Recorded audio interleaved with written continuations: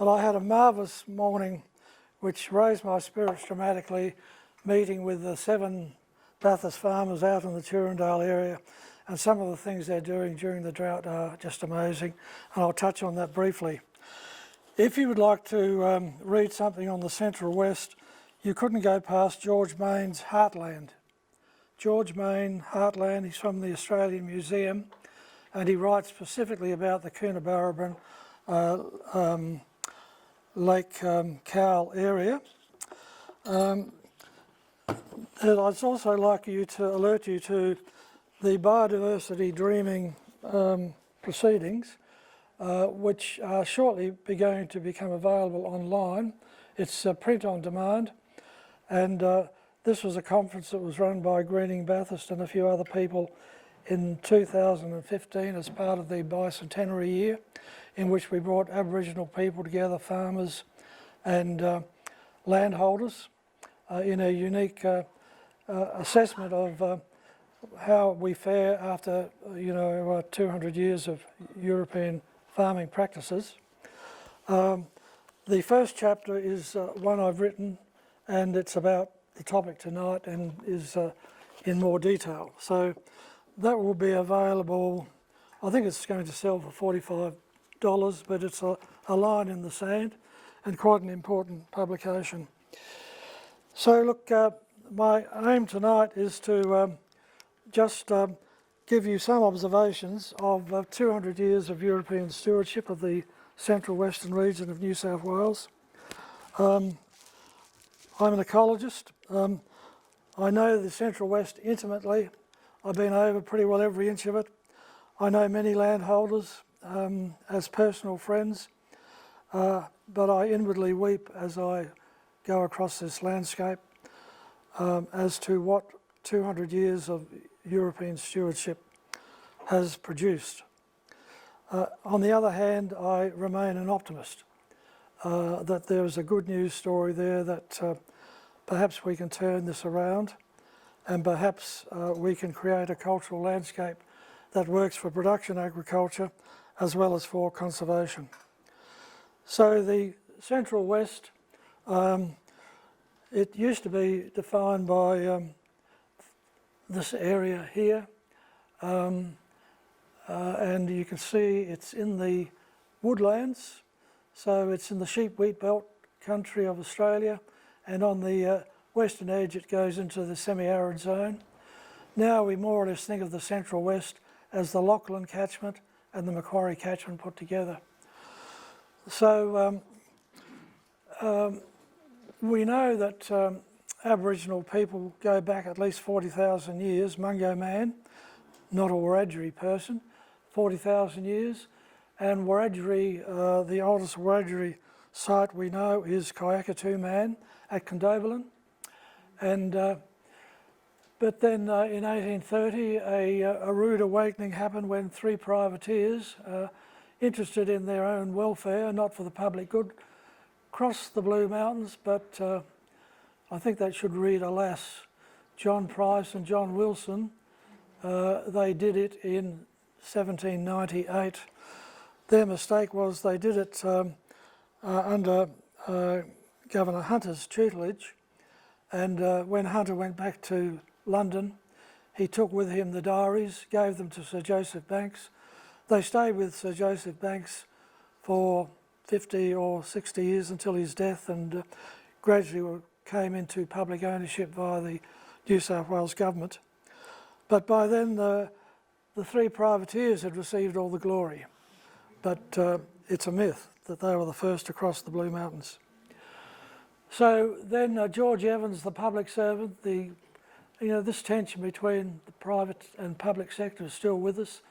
He discovers the Bathurst Plains, of course, and then William Cox builds the first inland road.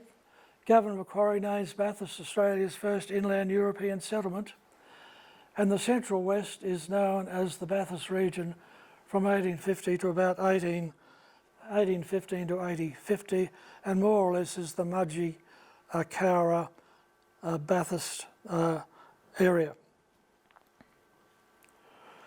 So Wiradjuri people have continuously occupied this land for 22,000 years. It's the biggest nation in geographical terms in Australia. And this is one of John Lewin's paintings of a very noble gentleman, of the 20 paintings that he produced when he came with the Macquarie across the Coxs Road in April and May 1815. Maybe there were 40,000 Wiradjuri people, maybe that's too high. Maybe there were 44,000 in the upper Macquarie catchment. But by the time Europeans were beginning to appear in the Bathurst area in 1815, almost certainly disease had decimated Aboriginal people through disease being spread through dreaming trails, communication trails, spreading out from Sydney. So in 1815, ignorance was bliss.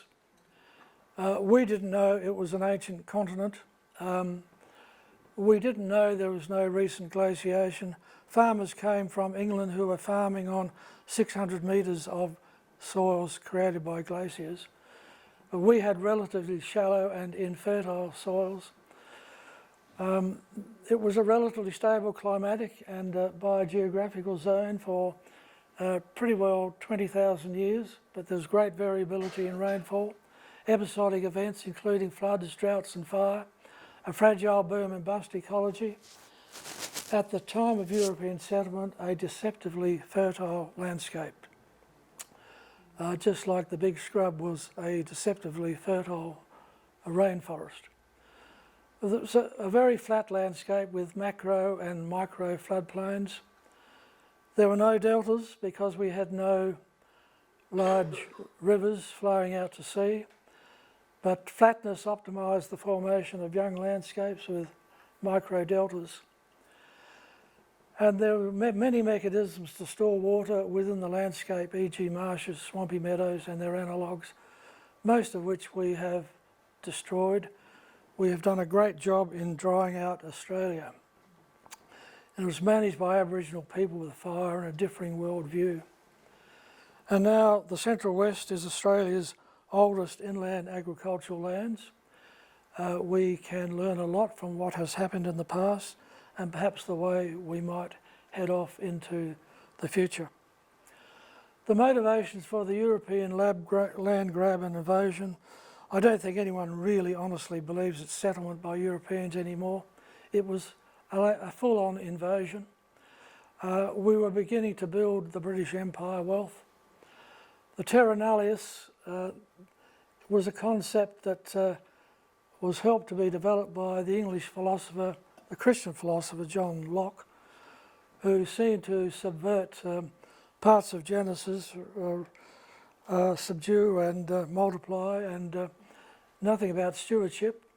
But his underlying belief was that labour transforms nature into property. It happened with the Pilgrim Fathers in the USA, and it happened in Australia.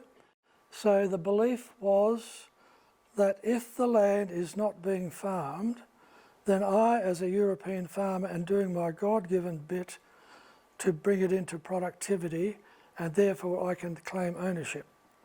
It sounds very odd thinking, but it wasn't very good theology, it wasn't very good philosophy, and in the end we know that it was overthrown by the Mabo High Court ruling.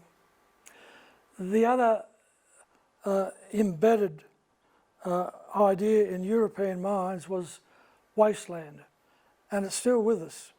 We have wastewater, that is water that runs untramelled out to the sea. There's no such thing as wastewater. It has a job to do. And wastelands not being used for farming. So every colony had its wastelands acts.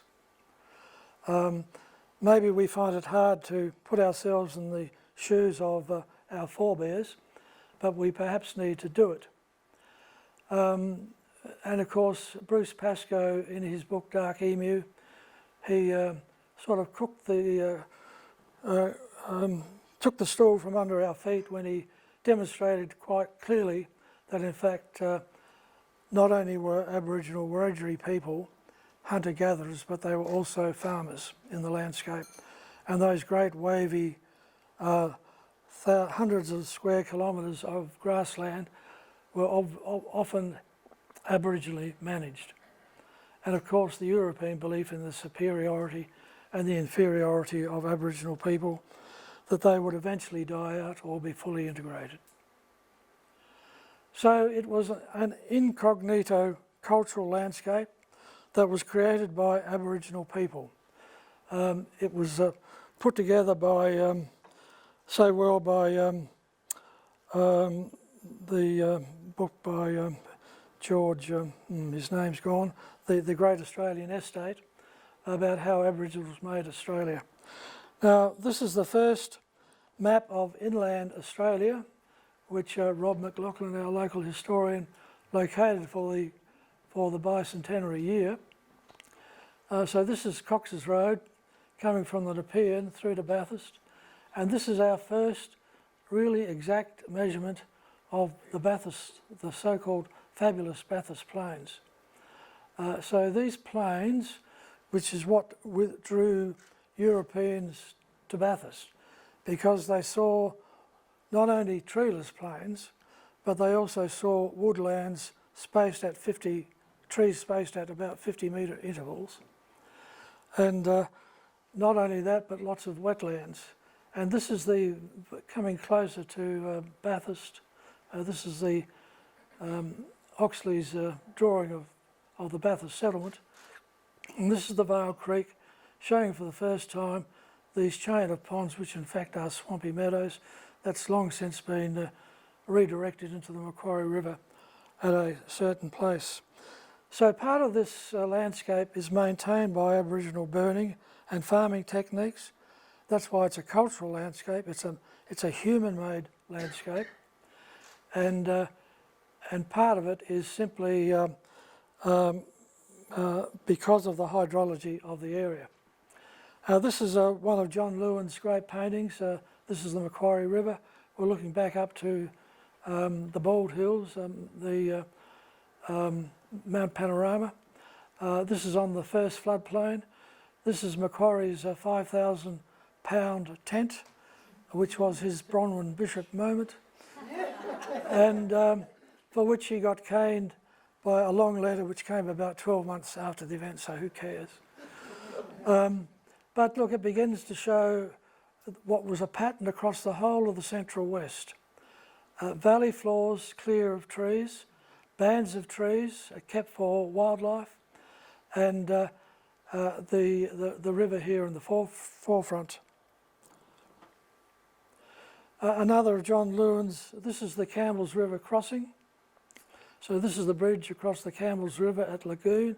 So if you go out to the lagoon and go on the Ecologist Road, it's on your left-hand side. These are ribbon gums, a little bit perhaps overrepresented, and these are probably Eucalyptus gonia calyx. But again, you can see quite bare hills, trees that spaced, and ribbon gums would be along this tree, and you can see this would also be populated by a range of reeds. This is on Cox's Road. This is another John Lewin's painting in 1815 at Sidmouth Valley. And again, you can see the valley sides are cleared, lots of cleared spaces up on the hillside. And this is a creek line, and this is the first recording of a swampy meadow. These drove mega productivity, and even when they dried out, they would have hydrated the accompanying side floodplains. So these were lands with mega productivity, high levels of carbon, all the cycles of nature operating functionally, and when the George Evans came and Macquarie and later on others, they were just almost overwhelmed, because it reminded them of K.B. Brown's design work in Mother England, who designed all the great estates of England in the 17th century, and he created these parklands. And these parklands Aboriginal created cultural landscapes is what so impressed European settlers. This is Springwood, along Springwood Creek. You can see that Macquarie's entourage coming across in April 2015, his whole entourage could go in underneath those tall eucalypt trees, which are about 65 metres tall. There's no undergrowth, it's all been burnt or cleared or kept clear, no logs on the ground. If you go to those same Dino forests today, it's much different. But again, a cultural landscape. So the Wiradjuri were hunter-gatherers and farmers to boot. Their soils were often described as mouldy, that is high in carbon, with the air rising on the Bathurst Plains to a depth of 15 centimetres, and it was also very springy underfoot. So modern soil scientists believe that we're looking at, in the valley floors, carbon of levels of about 8%. So every hectare of 1% carbon can store about 100,000 litres of water. Don't build new dams, put carbon back into the soil. Teeming wildlife. Treeless plains and opie grass and woodlands were clad on the valley floors, and so on. Ecosystem cycles were all operating efficiently, and it was a very wet landscape. So old Merv Berry, who used to run the sawmill over there on River Road, he tells me that when he was a young guy in the 1890s, when the fires came, they would just simply be snuffed out because you had these swamps all over the Central West landscape. The fire-stick farming, along with other management practices, optimised productivity in cultural landscapes. Fires likely burnt themselves out, so on. So this is the Presbyterian divine J.D. Lang writing in 1804 in a book on statistics, I think designed to help Scottish farmers migrate to Australia. An extraordinarily interesting man, pretty difficult to live with in many ways, always picking fights, and his theology was really the only right theology, but a very interesting guy. So this is what he says: the country in its natural state, before it was covered with the flocks and herds of the colonialists, was enveloped, so to speak, in a mantle of indigenous grass, which in newly observed tracts was generally tall enough to reach to the saddle girths of the early explorers, and waved luxuriously so far as the eye could reach over the treeless or thinly wooded plains like a European harvest. And I've emphasised the following: this natural covering served a twofold purpose. It protected the thin surface soils of the pastures from the direct rays of the sun, while it absorbed much of the rain that fell, which was thus left to soak gradually into the earth and serve to feed the innumerable swamps, lagoons, waterholes, rills and rivers. How we have changed that. We've hardened the soil. Runoff is more likely to happen than rapid soaking in, and overheating of the landscape due to not enough ground cover is often the order of the day. So some early European impacts to 1813. The Wiradjuri people were still dying of diseases, and this was disrupting their governance and land management. There were generally friendly relations initially. Limited land grants under Macquarie were all confined to the Kelso side of the river, and then Governor Brisbane jettisoned all of this from 1821, and then began the slather, the marks of the wagon wheels digging deep into this carbon, soft, springy soil, left the tracks that settlers began to follow to take up more land. And by 1828, there were 49,000 cattle and 170,000 sheep in the Bathurst area. Under drought conditions, there was no strategy that could facilitate destocking until boiling boiling down facilities, that is for making soap and lard, became available in the late 1840s, and most of the land on the Bathurst Plains had then been granted. Rivers and creek frontages were areas where grants were taken up, a pattern repeated across the region as legal and illegal grazing areas were taken up. The state of affairs caused the Wiradjuri under Wiradjuri to wage guerrilla war, and subsequently Brisbane declared martial law in August 1824, as Ian has brought to our attention. So we have across the Central West, the pattern of vegetation was grasslands on the valley floors with some trees, many areas that were treeless, which was due to the wetness of the areas, which was true for the Bathurst Plains that were marked on Oxley's map. And then when Europeans did settle, they took over all of the riverfront country, the Fish River, the Campbells River, the Macquarie River, and then next would come the tributaries, and then going west, whatever they could take up. It's a very sad story. So by 1845, you know about the squatters. These are often very rich farmers who were headquartered in Mudgee, Bathurst, Lithgow, Cowra, Wellington, and they just simply moved out, and they took over illegally this country, and they ran their sheep and cattle, and they sent the spoils to Great Britain. So this again led to numerous frontier wars, with eventually the Wiradjuri seeking peace and effectively forced to seek accommodation with settlers. I don't really go into the Aboriginal history in this talk, but it's a dreadfully it's a dreadful story, and one which, as Europeans, we still not have come to terms with in an honest and open way.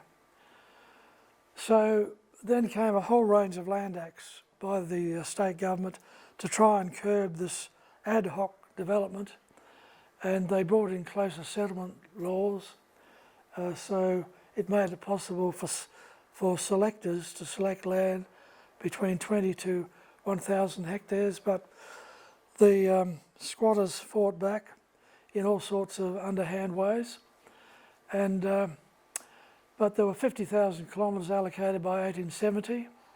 Most of the selectors grew wheat, so this was an additional impact to land that was probably greater than the impacts of grazing, and they were further impact with the advent of wire fencing around 1860 and the beginning of set stocking. So Dunmore Lang, again with a very keen eye, he writes in 1834 in the same paper, but only imagine the wonderful change, I don't know why he says the wonderful, but he does, that must necessarily have taken place on the surface of such a country after turning loose upon it year after year 30 millions of sheep, several hundreds of thousands horned cattle, and 32,000 horses. Sheep, it is well known, eat down the grass at the very roots, often even destroying the roots altogether, so that the grass never springs again, while large patches of the ground are left as bare as the highway. Stock not only eat down the grass, but trample the soil, harden it, a consistency sufficient to resist the entrance of rainwater that falls upon it or passed over it. So an ecological threshold from the ability to absorb water easily into the landscape to now water running off and with erosive impacts. The general result of these agencies is the country being denuded in a great measure of its natural covering, while the soil is gradually hardened by the trampling of stock and the exposure to direct rays of the sun. The rain, however abundant, runs off in innumerable torrents as fast as it falls. We have not quite yet come to terms as how to fully reverse those impacts. So, reflections on 200 years of European land use in the Central West. The state of our rivers and creeks, I don't go very much into that in the article, but we all know that our rivers and creeks are over-allocated. We probably have too many dams. The dams, irrigation water goes to 2% of our landholders. 98% are dry land landholders or graziers or wheat farmers. I don't know how building new dams helps them. But we all know the story of the fish kills in the recent years. And maybe not so many of you know that at one stage the paddle steamers went from Goolwa in South Australia right through to Warrana in the dry northwest of the state. And you know, we have reversed that situation. So have we improved the country or have we made it worse? The story of our river systems generally is that they are all much degraded, but there's some recovery going on. There's illusory soil fertility, which I spoke to earlier on, and when Charles Darwin came to Bathurst in 1836 and Meredith, somebody whose name I forget, who was Australia's first female environmentalist, also in that same year, they were describing the breakdown of the Bathurst Plains, and it was a drought year and it was all going up as dust into the atmosphere.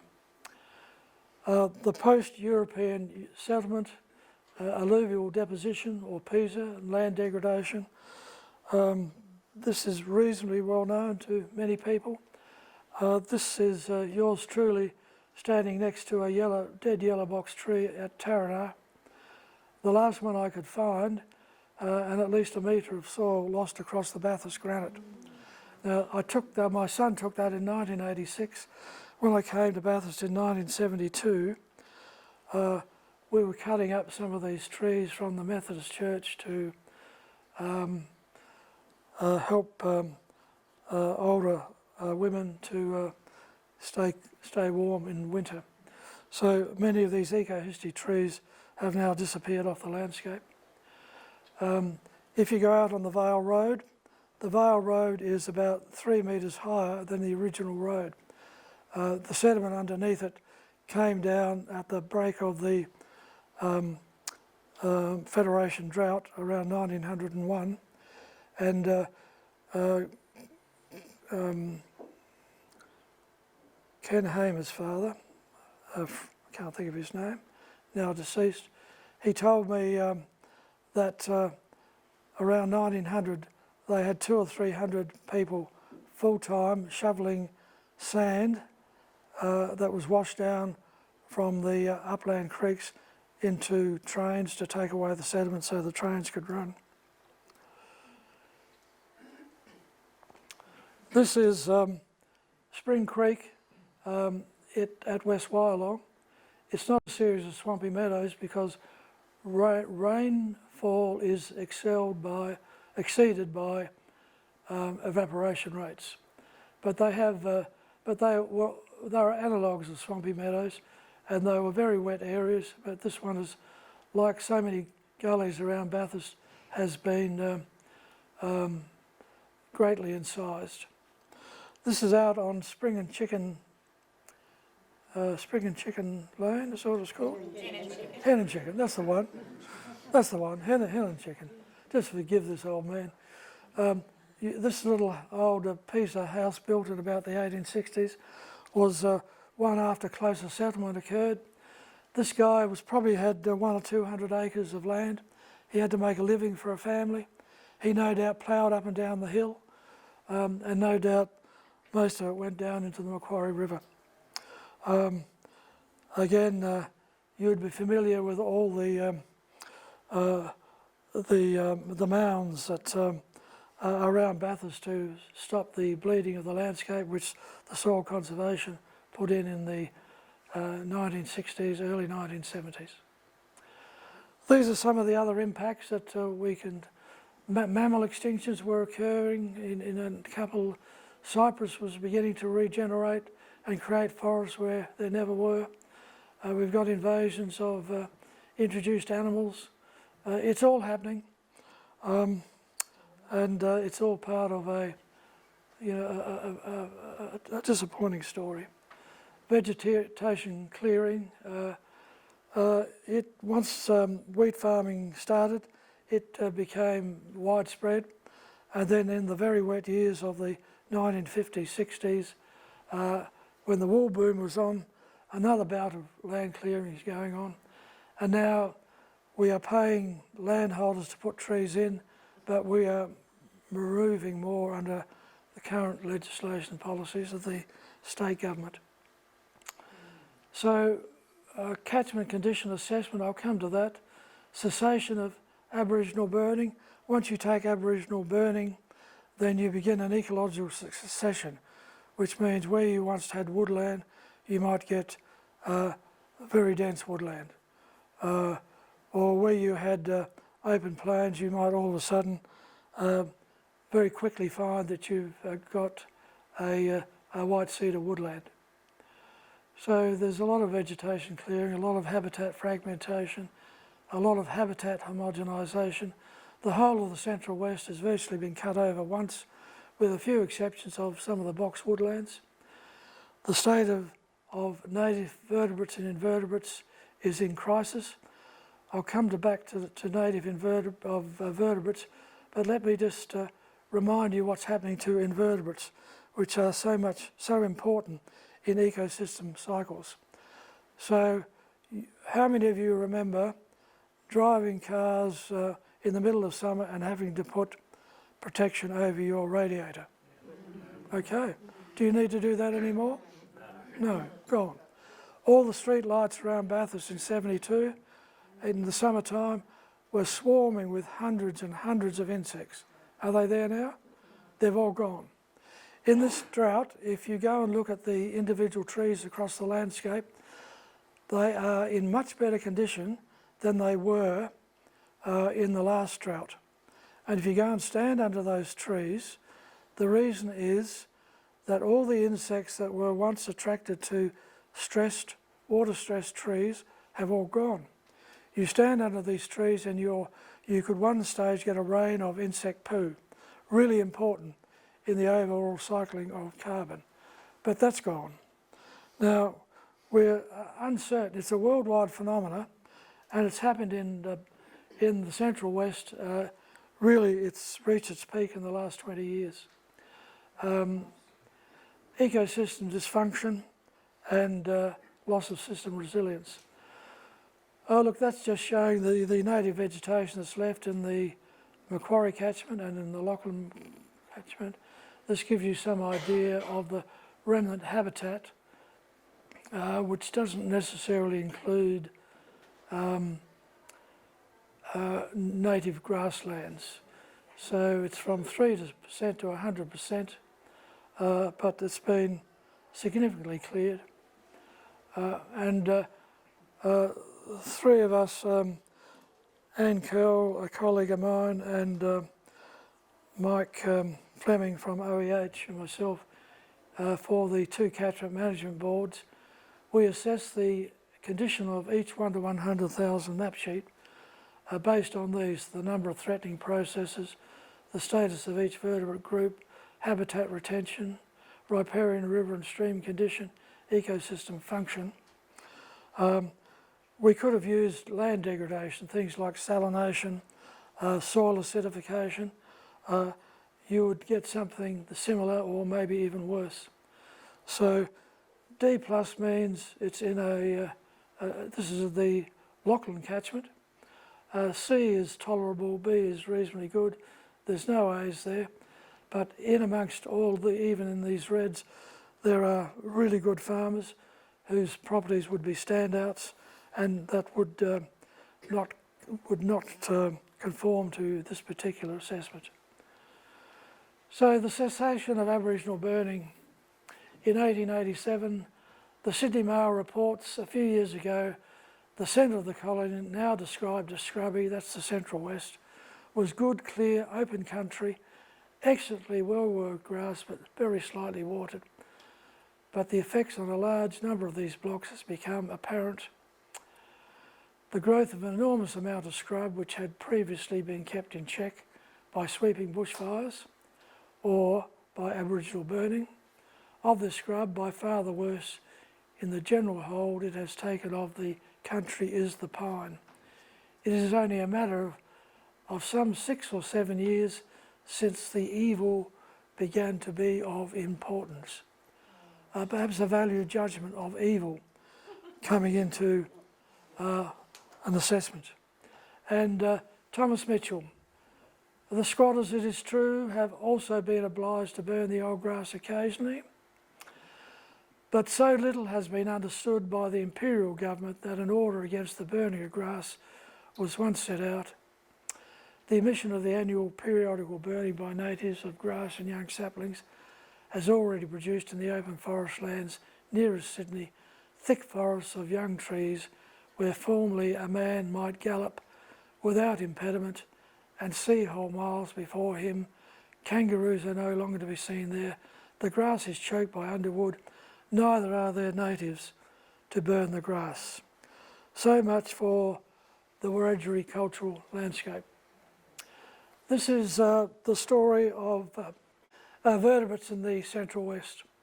Australia has one of the worst vertebrate species losses in the world, and in the Central West we would be the worst of any bioregion in Australia. So we have 572 species. Under the Threatened Species Act, 56 are threatened, and under the EPC about 13. But under our assessment of how they're faring in the Central West, significant numbers of them are under real stress. So we've got 572, 16% are listed as vulnerable, 60% assessed as regionally vulnerable or endangered, 64 assessed as declining, 33 as secure, 25 introduced species, 4%. So we've had this dramatic loss of invertebrates, the observation of native trees in the current drought. Now, each vertebrate, each invertebrate, each flowering plant, each fungus, each bacteria, each lichen has a unique function in local and landscape ecologies. They are not just ornaments on the landscape for us to get rid of as we wish. When I went to a conference in London in 1994, and I sought out the grave of a Jewish philosopher called Simone de Way. She had converted to Catholicism but was never baptised. But she died of tuberculosis before the end of the Second World War. But one of the terms she coined was decreation. Now, as a Rahamim, as a group with a Christian worldview, here was a lady who got it right, that we have turned a creation and we have decreated. Powerful. But all is not lost. Redemption is possible. So the loss of any species represents a loss of system resilience. Agricultural production in Australia and the Central Western region has been subsidised by land degradation outcomes and biodiversity losses. When I had a travelling scholarship with the federal government in about 2001, I visited many farming systems in America and Europe, and the European Common Market, they understand in Australia that we have subsidised agriculture by biodiversity loss and land degradation.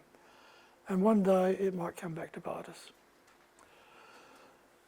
This is part of the land degradation that has happened in Australia. This is Snake Gully Creek on Coxs Road, on Carlingford Road. This was crossed by William Cox without the need for a bridge. You need a bridge now, but it was once one of these, the swampy meadow. And these were ubiquitous across the tablelands, the slopes, and in the plains there were analogues where evaporation exceeded rainfall. So Barb McTaggart, one of my last doctoral students, photoshopped that for me. But this is the coarse grass. These absorbed moisture underground where it can't evaporate, and often on the associated side plains. They rehydrated these floodplains, and they were a source of mega productivity in the landscape. This is one I took, I think it was in the Sydney catchment. I should have written it down, but here's a swampy meadow in the middle of a drought around about 2000. So completely green in this landscape. This is the choke that holds the system together. If you took that choke away, this could disappear in a major flood. This is probably a swampy meadow loss in that system.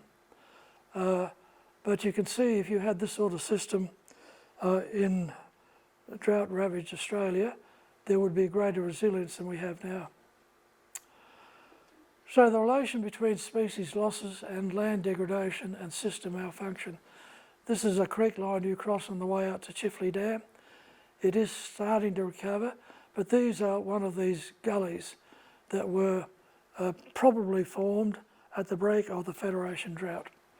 Some of those old Methodists who I talked about, they told me that as children or young men around 1900, when the Federation drought broke, they woke up one morning and their floodplains had disappeared. So there's hundreds of these across the Bathurst landscape, and this is hundreds and hundreds, thousands and thousands of metric tonnes of stuff ends up in the Macquarie River, all capable of being regenerated. But they are systems which leak water, they leak carbon, they leak nutrients, and they tend to absorb energy in a way which is counterproductive to optimal current growth. Now this is a similar system in the Upper Shoalhaven catchment. This is a series of swampy meadows, chain of ponds. This is the water is an expression of where the water table is, but these drop down through, so it's swampy meadow, riffle, swampy meadow. The whole system de-energises the water in the Australian landscape, and that's how it worked pre-European, and that's semi-closed systems with key cycles intact at all scales. So the basic loss of sediment in these sort of systems is about 7.6 kilograms per hectare per year. If you've got a bare paddock on a slope under an intense rainfall condition, you can lose 100 tonnes of soil per hectare per hour. So this is data I got from Department of Natural Resources, which is a government department long gone into oblivion, along with hundreds of resource scientists across the Central West. Scientists are no longer important. So if you've got a chain of ponds, then it takes the top. This is through an incised stream. The water comes up and it goes down. It's not captured. Through a chain of ponds, the water is captured in the landscape. It still leaks and it still gets to Adelaide. It gets to Adelaide more slowly, and it gets to Adelaide in a much cleaner condition. And so what is happening in these sorts of things? We have a dysfunctional landscape. This represents resilience, the capacity of a landscape to recover from an impact. It might be overgrazing.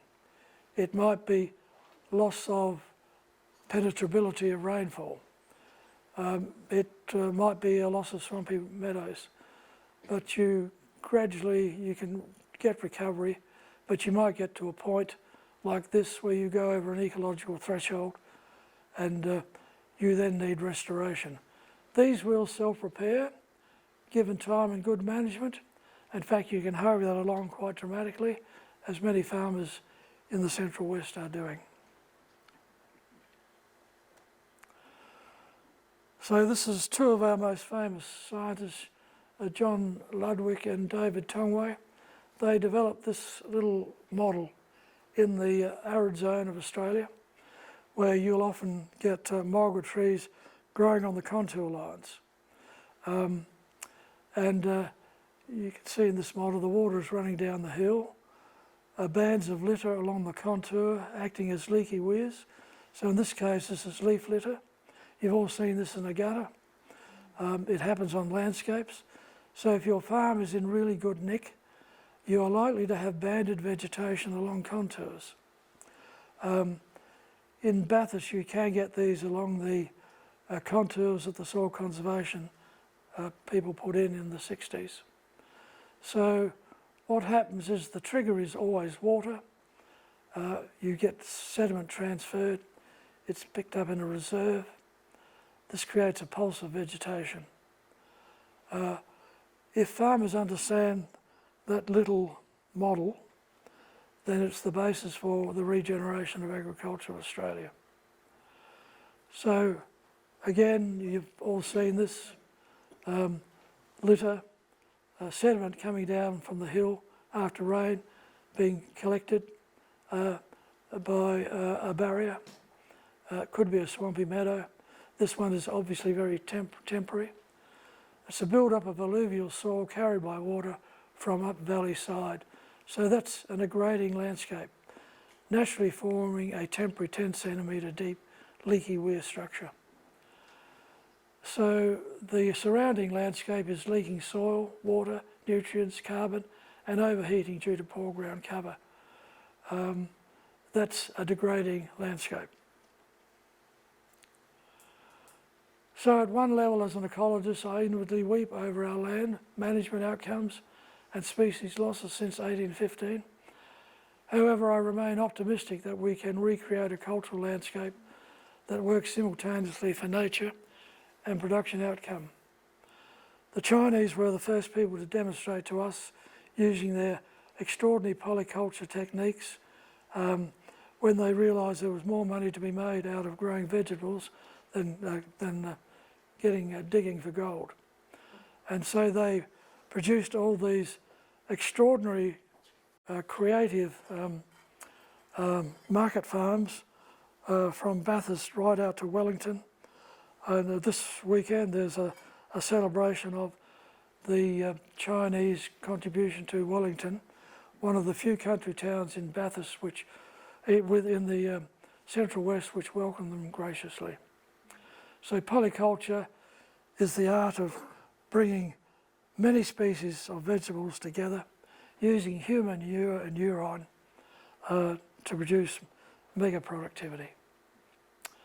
So we can initiate landscape interventions, management practices at every scale, micro, paddock, tributaries and rivers, and cost-effectively repair landscape function, increase system resilience, and to underwrite more effective biodiversity conservation.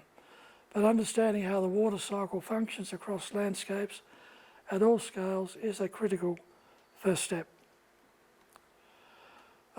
This is a farming friend of mine who inherited this sodic soil landscape, and using only his sheep intelligently, no earth moving equipment, he began to transform this landscape from a degraded, leaking landscape to one which is now semi-closed. There's no such as a fully closed ecosystem.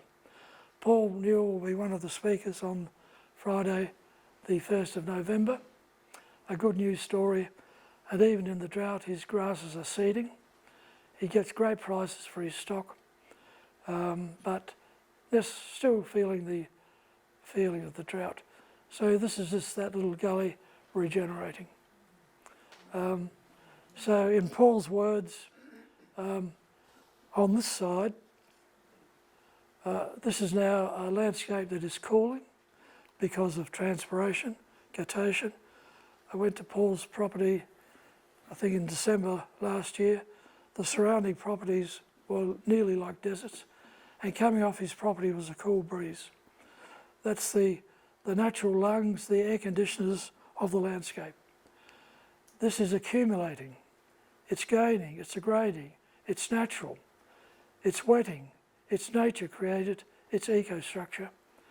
And what he inherited was a landscape that was warming, dispersing, loss was going on, degrading. It was more or less the norm, drying, people-created infrastructure.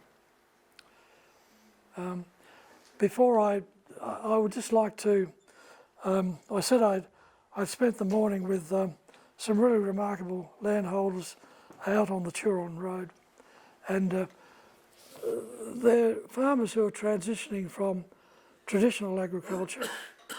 I have dozens of farming friends across the Central Western region. I know there are traditional farmers who really do a really good job. I'm really impressed by these farmers who are moving to regenerative agriculture. I don't fully understand the movement, but one property we looked at, I purchased recently, very degraded. In the space of 2 years, he has ground cover this high, is capturing water in the landscape. It's not optimal, but instead of running off, all rainfall events are now being captured in the landscape. And they're fattening 100 cattle with the aim that they should be able to do this in future droughts up to 400. It's a remarkable story, but these are the farmers who are repairing system function across Australia. And it's a really good news story. It's unstoppable, like solar energy. And Peter Hazel's talk on that Friday evening on Maloon Creek, this one is backed by the federal government. Even ScoMo has come on board, as 50 kilometres of river is being rehydrated, and it's flowing in the drought. When the farmers downstream get their act together, then it will rehydrate all their floodplains. It won't make them, it'll increase their resilience. There may come a drought which nothing can withstand. We might be in one of those now, I don't know. But anyhow, thank you for listening, and if you want to ask some questions, I can.